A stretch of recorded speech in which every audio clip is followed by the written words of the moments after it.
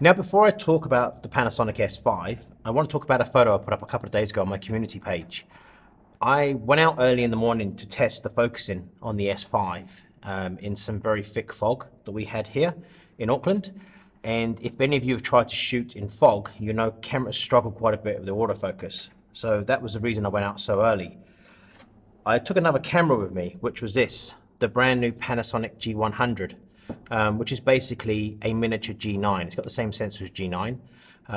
Meant to be very good for YouTube creators, vlogging, or just a compact photography camera. Now, I do have a review coming out on this soon. And the photo that you saw on my community page was taken with this little camera and this lens, which is the 14mm 2.8 or 2.5. So it's around about a 28mm equivalent, which is, you know, I like 28mm lenses on my Leica cameras, and this fits this camera really well. Now let's talk about this, the Panasonic S5. Now, if you're looking at this camera or you're looking at this video, you would have known over the last few days the specs have been leaked on this camera. They're all over the internet. Photos of this camera are all over the internet as well. So I'm not going to go too much into the specs. You can watch other people's videos on that. They can basically read you the manual if you want. I'm going to talk about the overall specs of the camera, what I think of the camera, and whether I'm going to purchase this camera as well. So this is a full frame 24 megapixel owl mount camera from Panasonic. As you can see, it's much smaller than I've got my S1R here actually, which if you can actually see, it's a lot smaller. With this lens on it, which is the kit lens, which is a 20 to 60mm, it's a variable aperture. I think it goes from 3.5 to 5.6. So you're not going to get a constant aperture as you zoom in and out. Now this is basically a baby S1. It's actually a lot smaller than the S1. It has the same video features. It does 4K. In 24, 25, and 30p, 8-bit, and it will record unlimited in that format. If you want to record 10-bit internally, it will only do that for 30 minutes. And if you want to record 60p or 50p, it will give you a 1.5 crop, and again, it will only record for 30 minutes. That's correct. So you do have a few limitations there, but if you're shooting standard 4K, 24, 25, and 30p, this camera will record unlimited basically. And the nice thing about the Panasonic cameras is they have a dual memory card. You can see here, there's two SD card slots. Now they are hot swappable. So basically what that means is if you set the camera up to overflow the memory card, so once one memory card runs out, it goes over to the second memory card, you can open the camera door and take out the memory card that's full and then put a new memory card in. That's very handy if you only have small memory cards. I actually shoot with, on the S1H, I've got 128 gig memory cards in that, and my other cameras have 64 gigs. So I don't normally use that feature. But if you do have smaller memory cards, it's nice to know that you won't run out of video recording. Basically, you can just swap the cards out as you go along. Now on the photography side, this is a 24 megapixel full frame sensor, not a micro four thirds sensor. Now you could be confused and thinking this is a micro four thirds because of the size of the body. This is basically smaller than the G9, which is a micro four thirds camera. But if you look in there, that is a full frame sensor. Its maximum ISO is 51,200. I'm just going to check that. Yep. And you can expand it to 204,800 ISO if you want to, but it looks absolutely crap at that, so don't even try it. It's very, very clean at 12,800 ISO. I'm very happy shooting at that. If you want to shoot at a maximum ISO, I think that's a really nice ISO to shoot at if you need to. It's very, very clean. It's a really, really nice sensor. I've used it on the S1, and my S1H has the same sensor as well, and it's incredibly good. Now you will get 7 frames per second in AFS mode, and you will only get 5 frames per second in continuous autofocus. So if you're tracking something and it's going to continually autofocus all the time, you're only going to get 5 frames a second. Now one thing that is different is the EVF. Now this is a lower resolution EVF to the S1, S1R, and S1H. It's about half the resolution, but it's not noticeable. It's actually quite sharp, and it's a nice contrasty image you see in there. It's an OLED display in there, and it's just a very nice display. It's not going to be the same because this camera is cheaper. It's a lower end camera. It's an entry-level camera, full frame. And it's really nice. It's a nice, clear, and easy EVF to use. And it's got an adjustable diopter on the side here, so you can actually adjust it if your eyesight's out a little bit. So that's quite nice to have. So let's talk about the camera. As I said at the beginning of the video, this is not going to be a video about the spec of the camera. I'm not going to read you the manual. I'm going to give you my honest opinion, what I think of the camera for using it for a week, and do I recommend it. Now this is a full frame mirrorless camera from Panasonic. It's the owl mount, so it will take Leica, Sigma, and Panasonic glass, and you can adapt it obviously for other lenses. It's a really, really nice camera. It's very lightweight. If you use a GH5, GH5S, G9, S1, S1R, it's going to be very familiar for you. All the button layout is basically the same. It has no top display, which is a bit of a shame. but they couldn't fit it on there, I guess. But it is a very familiar camera if you use any of the Panasonic line at the moment. So you're going to pick it up and get used to it really well. It's got this really nice button layout on the back. The back button focus, AF on, is in a really good position. It's got this little tiny jog dial so you can whiz through the menus and everything else. It's just a really user-friendly camera. It's a very comfortable camera. Now, if you've used the Panasonic camera over the last few years, you will know it uses contrast AF and DFD, which is their own focusing system.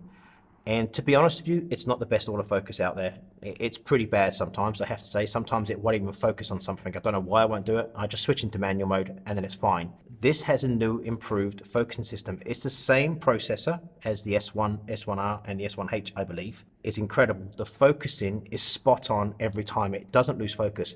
If you're using the face tracking, it will lock onto your face faster and it will stay locked on.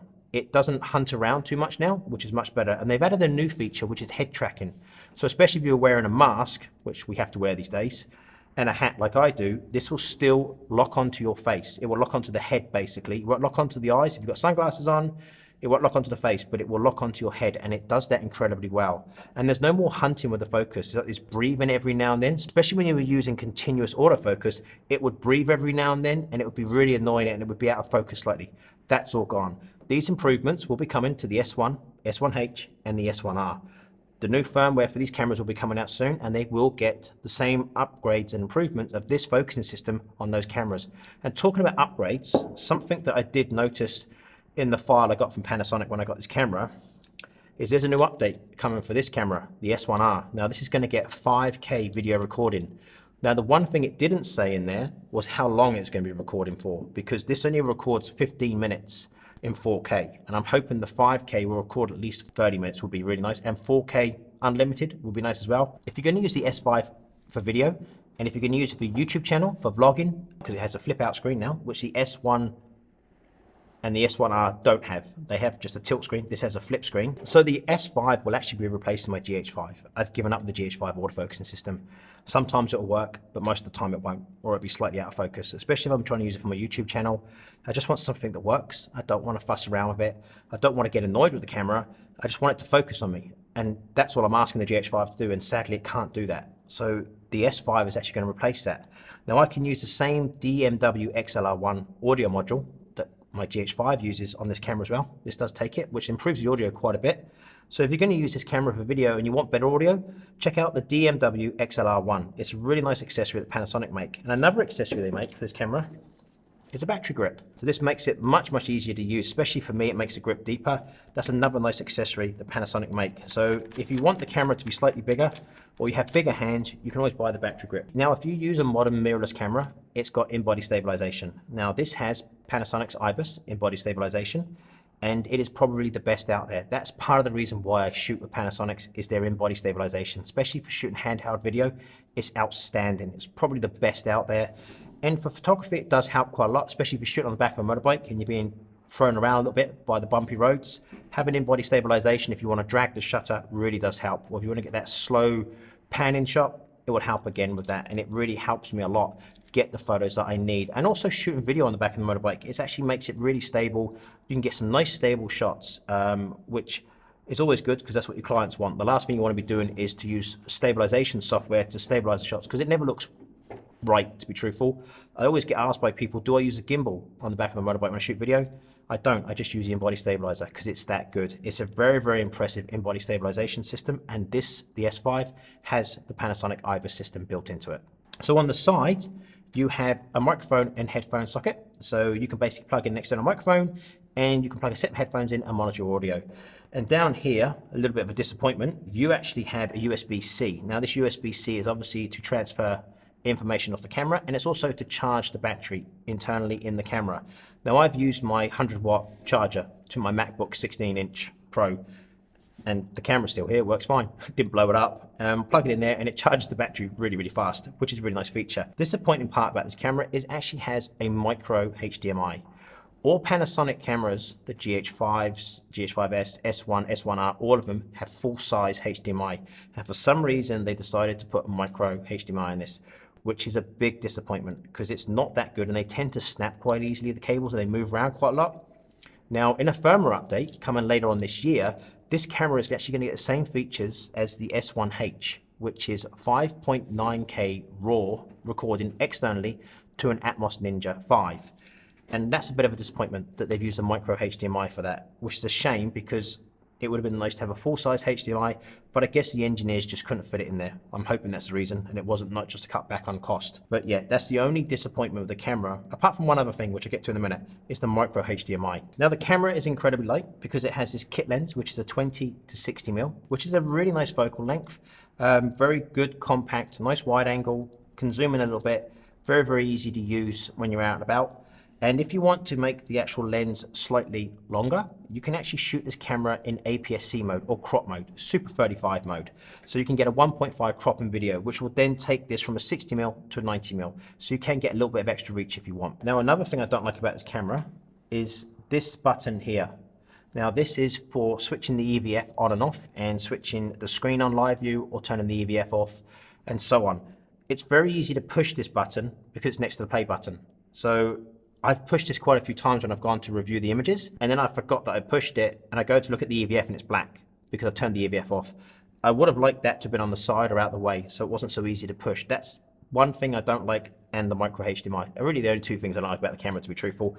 Everything else is really nice and it's very, very easy to use. Now I'm going to leave you guys with a slideshow.